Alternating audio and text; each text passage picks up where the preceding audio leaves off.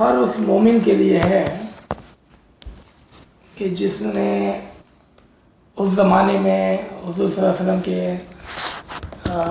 اوپر ایمان لایا اور اس کے پیچھے پیچھے چلے، اور اس کے بعد ہر زمانے کے اندر جب جب اماموں کو ان کے فالوورز، ان کے چاہنے والے، ان کے عاشقین کی ضرورت پڑی تو انہوں نے جس طرح سے اپنی قربانیاں دی، اور نہ صرف انہوں نے والنٹرلی اپنی قربانی دی بلکہ خداوند تعالیٰ نے ان سے جو امتحانات لیے اس کے لیے یہ سورہ بقرہ کی آیت نمبر 155، اگر آپ نکالیں اس کو تو یہ ہم نے سب نے سنی ہوگی. اس میں کوئی یہ ایسی آیت نہیں ہے کہ جو کسی اسماعیلی سے یا کسی مومن سے دیکھی چکی ہو. بہت ہی مشہور آیت ہے اور ہمارے بڑے بڑے الفاظوں نے اس کو بہت مرتبہ کور کیا ہے اس آیت کو.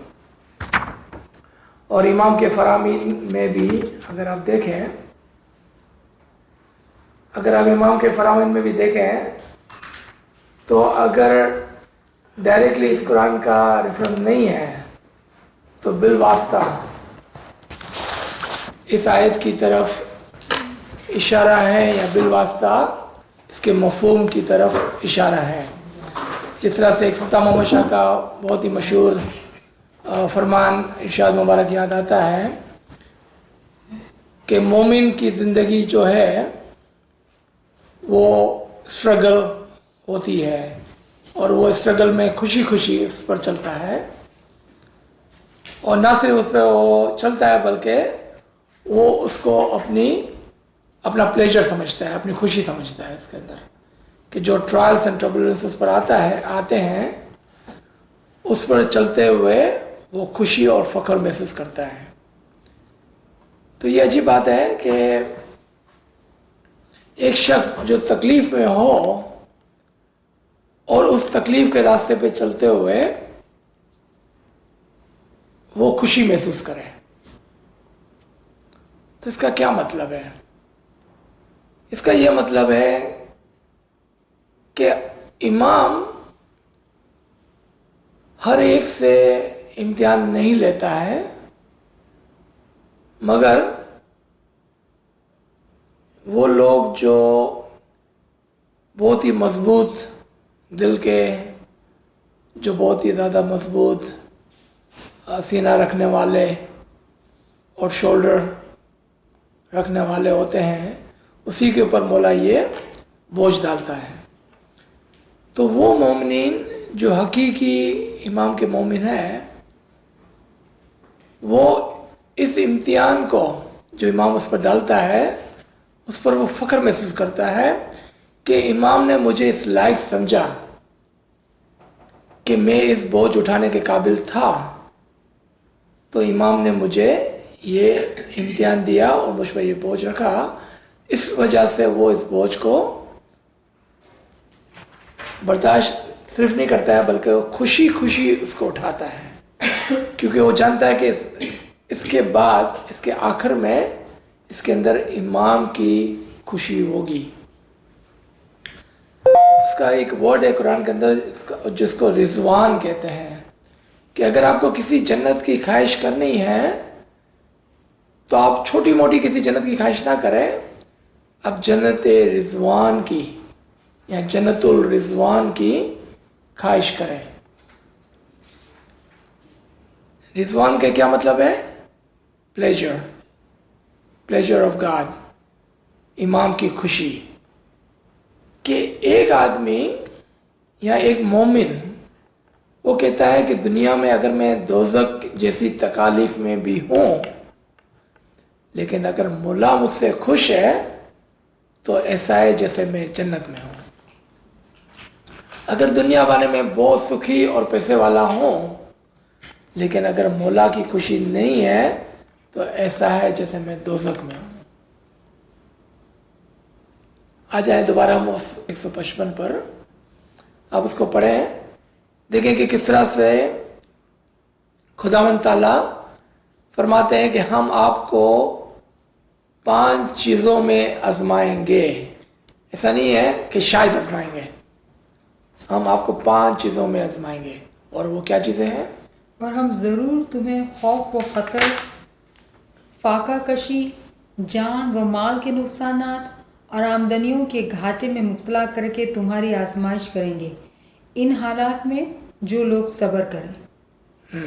تو یہاں پر شرط تھی کہ جو لوگ صبر کریں.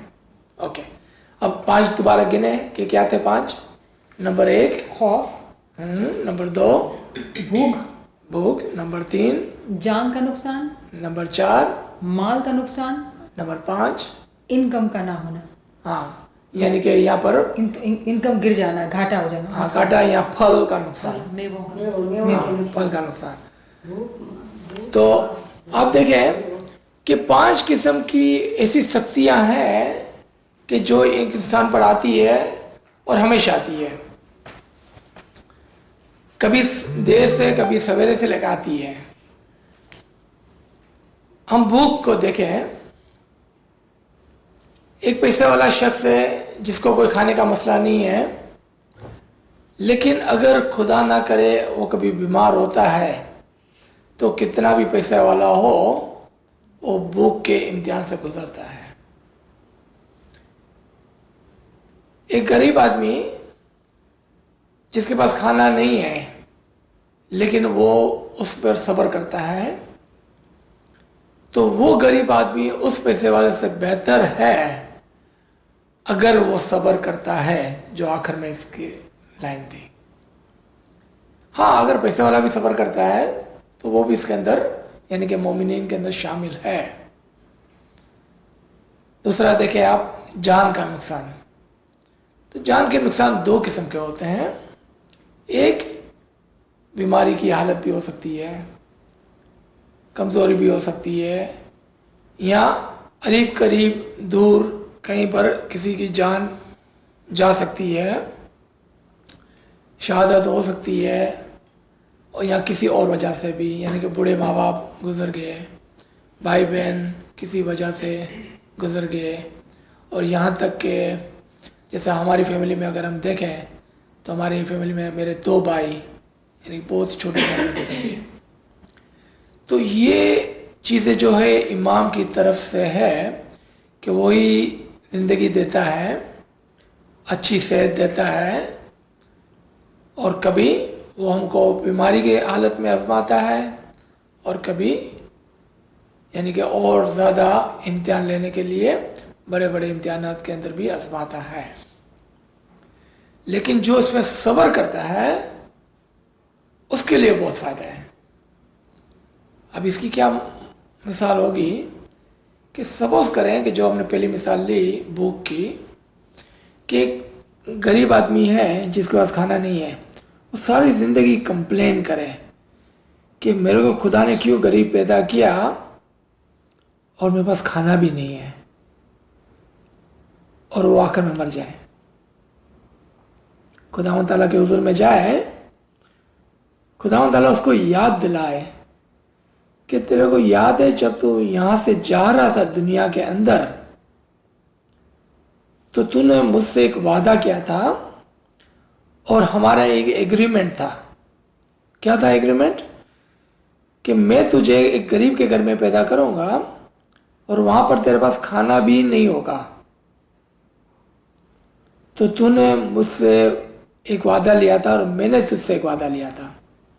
تو خدا نے اس سے یہ وعدہ لیا تھا کہ وہ صبر کرے گا، اور اس نے خدا سے یہ وعدہ لیا تھا کہ اگر میں صبر کرتا ہوں اور اپنی زندگی کو جیسے تیسے میرے 4 دن وہ گزار لیتا ہوں تو جب میں لوٹوں گا تو تم میرے سے کوئی بھی سوال نہیں کرے گا. یعنی کہ ڈائریکٹلی مجھے تو اپنے نور میں، اپنے اصل میں واصل کریں گا. لیکن چونکہ اس نے اپنا وعدہ توڑ دیا کمپلین کر کر کے، تو اب اس کو خدا کو جواب دینا پڑ رہا ہے. اور چونکہ اس نے اپنا وعدہ نہیں کیپ کیا تو خدا کا وعدہ اس کے وعدے کے اوپر رکھا ہوا تھا کہ اگر تو نے صبر کیا تو تو جب لوٹیں گا تو تیرے سے کوئی سوالات نہیں ہوگے اور تو سیدھا اصل کے اندر واصل ہوگا، میرے نور کے ساتھ ہوگا۔ اب آپ سوچیں اس مثال کے اندر اس نے ساری زندگی بھوک میں گزاری، تکالیف میں گزاری، اور آخر میں بھی کچھ نہیں ملا، یعنی کہ اس کی تکلیف بھی ختم نہیں ہوئی، اس کی بھوک بھی ختم نہیں ہوئی، اور آخر میں بھی کچھ نہیں ملا، یعنی کہ ہر طرف سے نقصان نقصان اور نقصان ہوا۔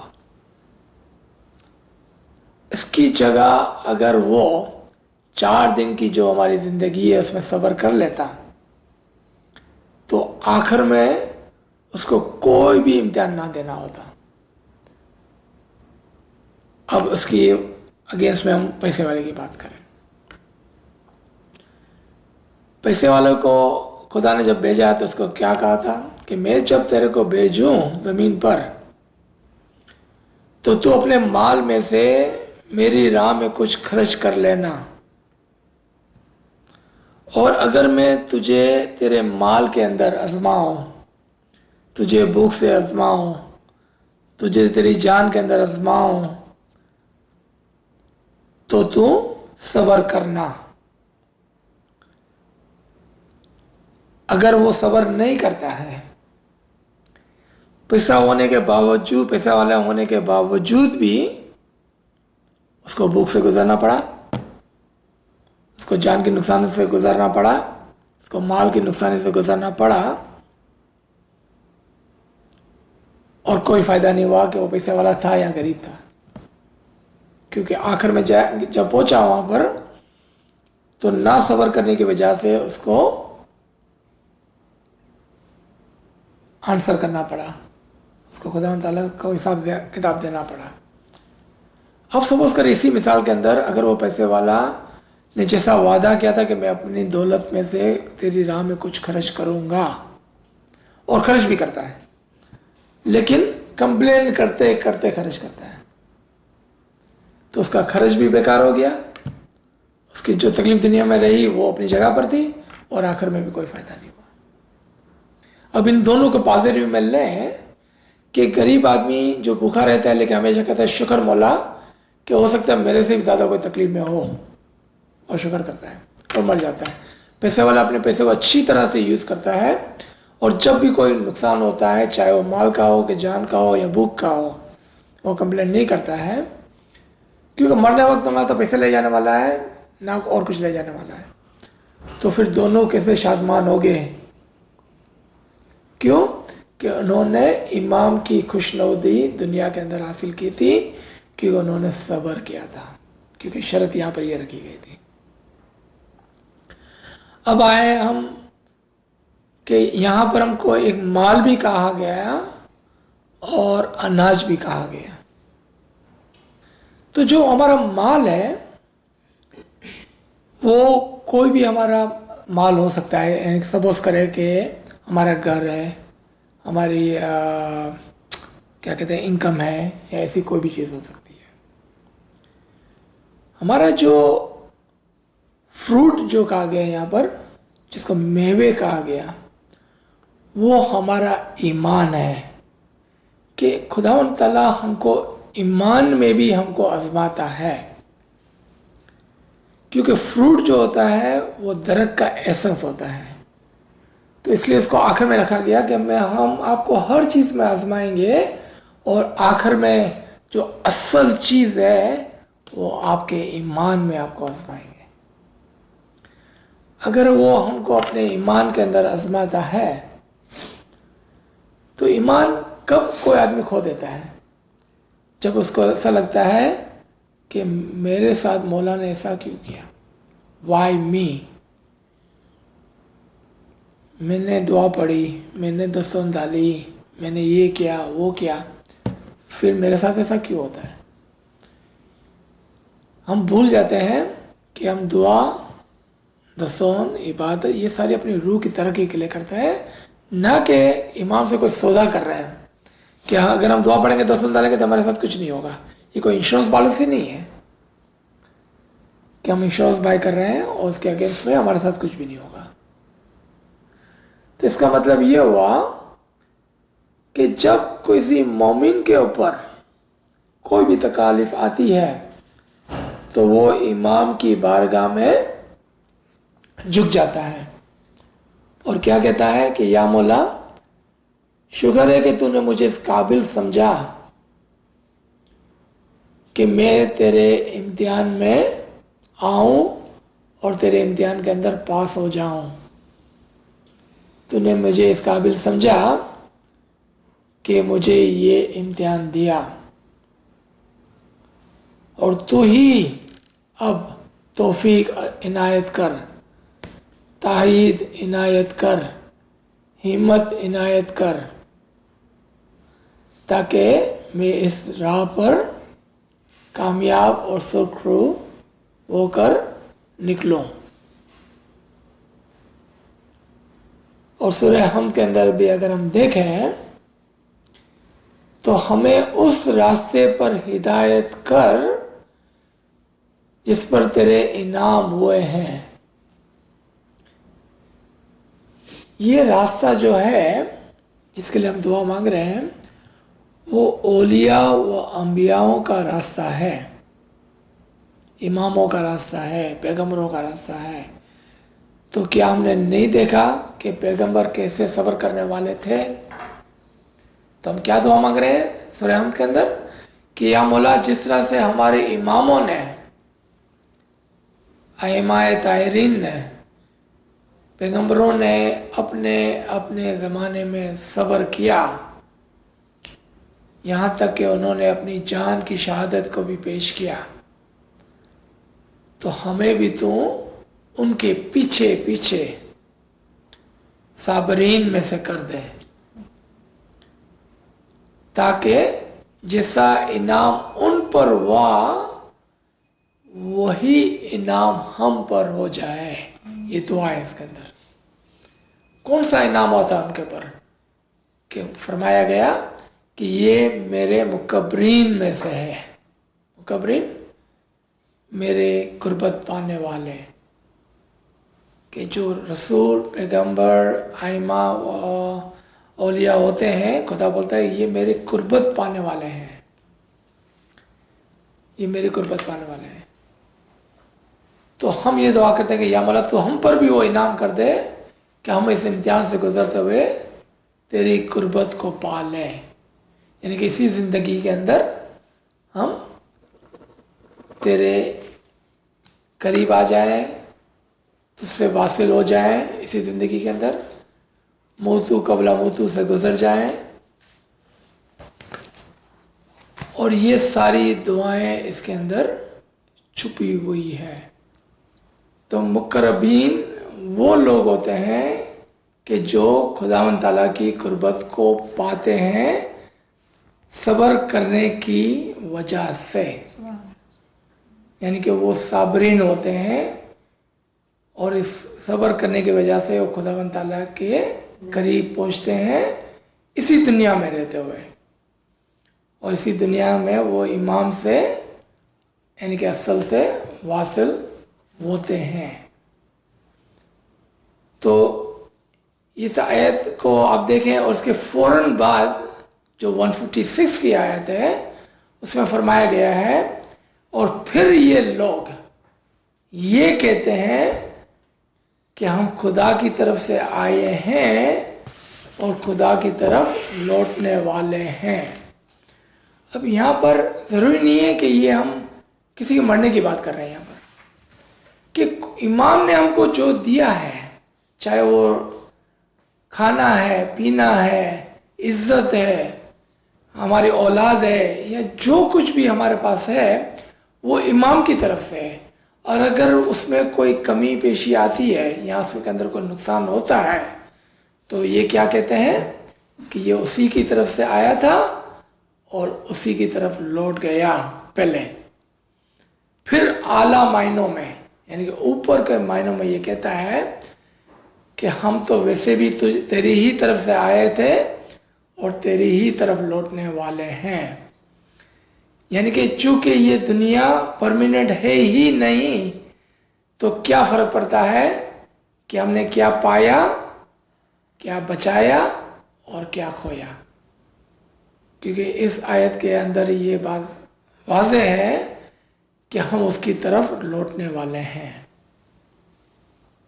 تو جب ہم اس کی طرف لوٹتے ہیں تو کوئی چیز کو ساتھ میں نہیں لے جا سکتے ہیں. اگر کسی چیز کو ساتھ میں نہیں لے جا سکتے ہیں تو وہ ہر نقصان پر یہ کہتا ہے، چاہے وہ بھوک کا نقصان ہو، جان کا نقصان ہو، مال کا نقصان ہو، پھلوں کا نقصان ہو، اس پر وہ یہ کیا کہتا ہے کہ یہ ساری چیزیں تیری ہی طرف سے تھی اور تیری ہی طرف لوٹنے والی ہے، اور میں یہاں پر ٹیمپرری ہوں نہ کہ پرمیننٹ. تو اگر نہیں بھی ہے تو بھی مجھے تیری طرف لوٹنا ہے، اور ہے بھی تو کچھ ساتھ میں لے کر نہیں، خالی ہاتھ ہی مجھے تیری طرف لوٹنا ہے. تو یہاں پر یہ آیت کا سوال کرنے کی اجازت ہے؟ جی بالکل، آپ سوال کر سکتے ہیں.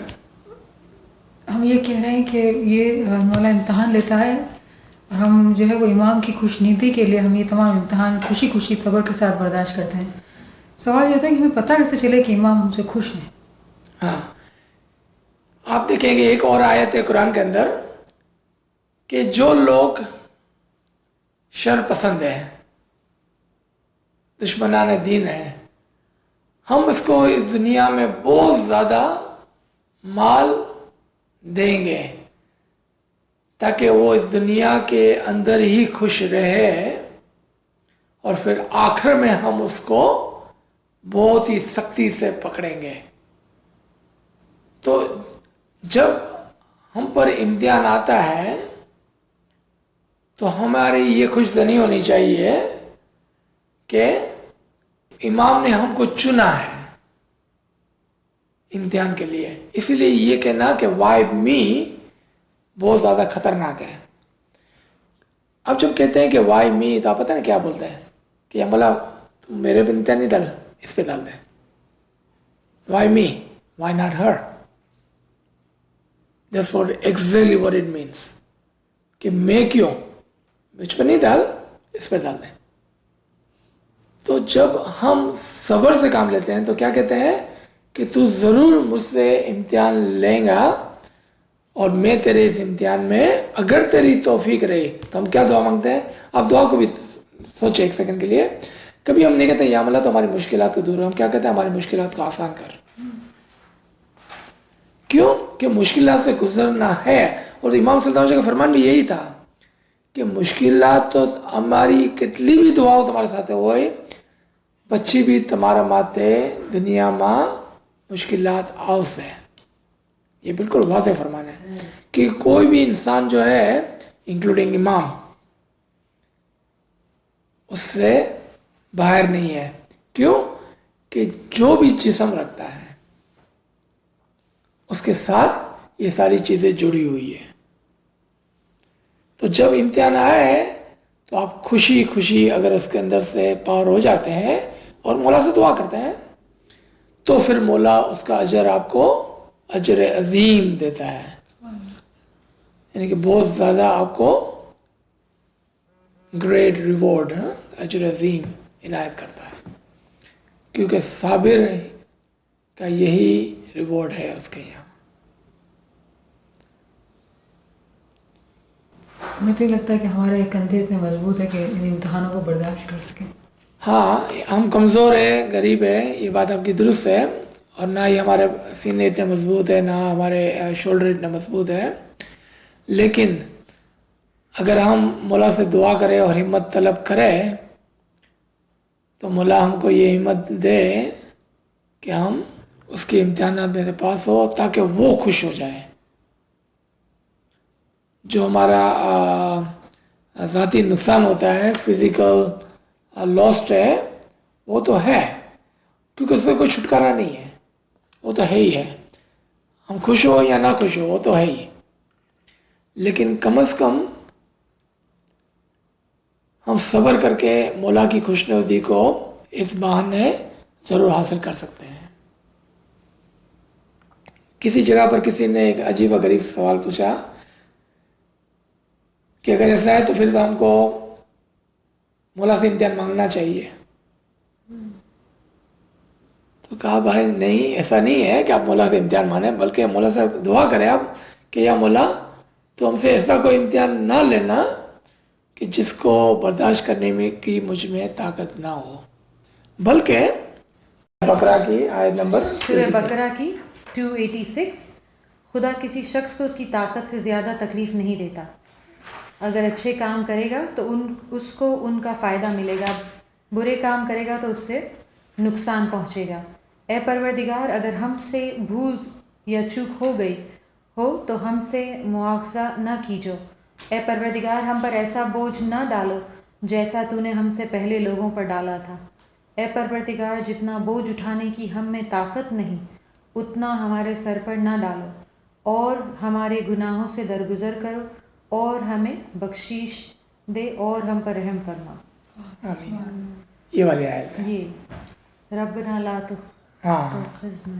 تو آپ کا جو سوال تھا کہ ہم میں اتنی ہمت نظر نہیں آتی ہے، تو خدا کا یہ وعدہ ہے اور ہماری یہاں پر یہ دعا ہے خدا تعالیٰ سے کہ یا مولا تو ہم پر ایسا بوجھ نہ ڈال جس کو اٹھانے کی ہم میں طاقت نہ ہو.